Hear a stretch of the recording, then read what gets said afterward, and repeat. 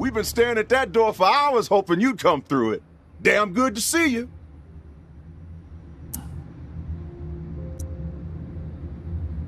Hey. What's the matter? The priest put you in a bad mood? He can be a pushy son of a bitch. Sounds familiar. Can it, Dez? What did Father Carter have to say? Too much? That dude likes flapping his gums. Bottom line, he's down with the concept.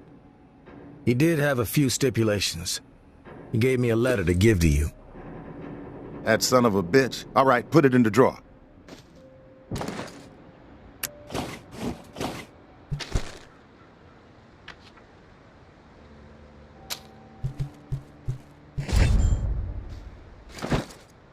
That son of a bitch. All right, put it in the drawer. Man of God, my ass. He's a wolf, this guy. Shifty, but fuck it. He can have it his way. With the preacher bringing his exiles to the table, we will have people in every corner of this city. There's a whole lot of demand out there, tourists, and everybody in Nola's gonna know that the Pond King always delivers. It doesn't sound as cool as you think. Keep quiet, Dez. I'm doing business with the tourists. You'll get your cut once the goods start flowing through here from our exile friends. With everybody still dazed from the shitstorm in Old Town and the reserve fiasco, this trade network is the perfect plan at the perfect time. Supplies have never been harder to come by.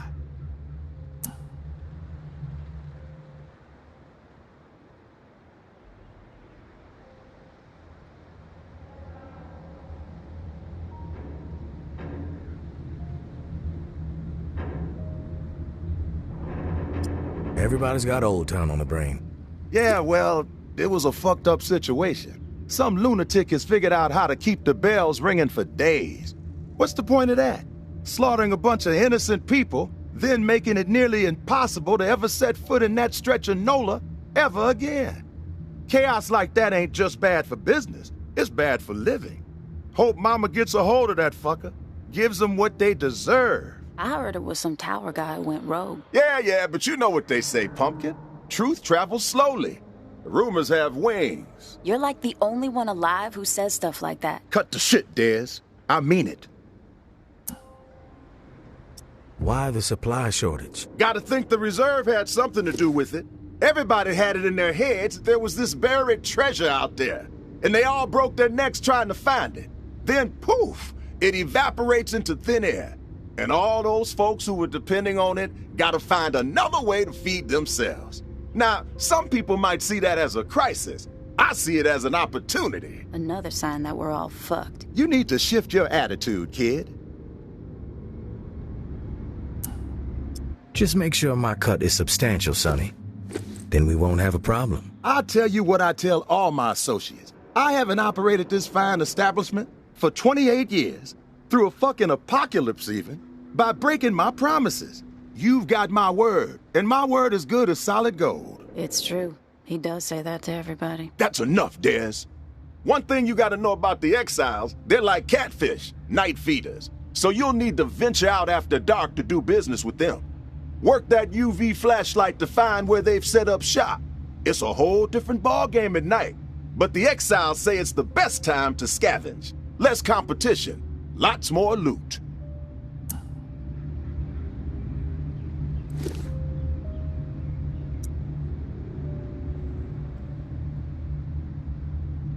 Thanks for the tip, Pawn King. You know I got your back, tourist.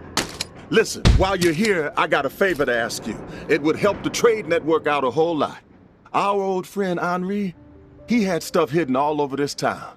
He was like a fucking squirrel, couple of nuts here, couple of nuts there. Most of it I could care less. But he and I were in the middle of a deal for one of those stashes, and then he got himself dead. I happen to know where he hid it. You can keep whatever else you find, but the batteries, those belong to me. You expect me to risk my ass for 9 volts? It may seem trivial to you, I know, but the whole trade network relies on batteries to keep in touch. I know more than a few exiles who would gladly exchange their firstborn for one damn 9-volt. Better be worth it, Sonny. My patience has limits. Believe me, I have no intention of testing it. So it sounds like we got us a deal then. The spot ain't too far from here. An old recording studio in the French Quarter. Lots of fond memories. Henri and I used to do session gigs there. Him on slide, me on bass. We even played with Slim Dog Fortune once, if you can believe that.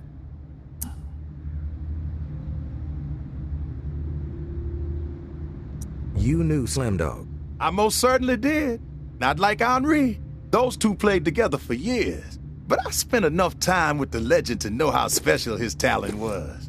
Back in the day, after Slim Dog met his maker, Henri would always be boasting about how Slim Dog told him he was the best slide player he'd ever seen. Even better than Slim Dog.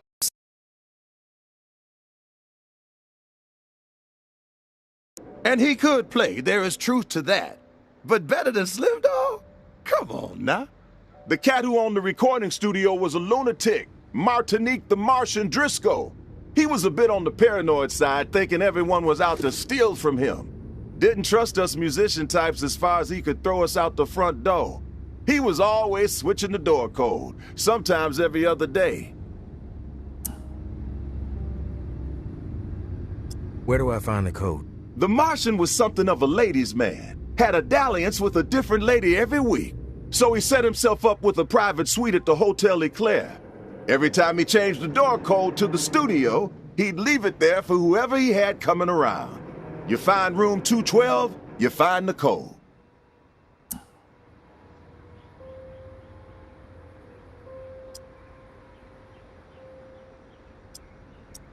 I was just at the Hotel Eclair. Place is infested. One last thing. We're not going to be keeping regular business hours from here on out. Security reasons. I'm sure you get it. We'll shout out on the radio when the doors are open, so stay tuned in. Good luck to you, tourists.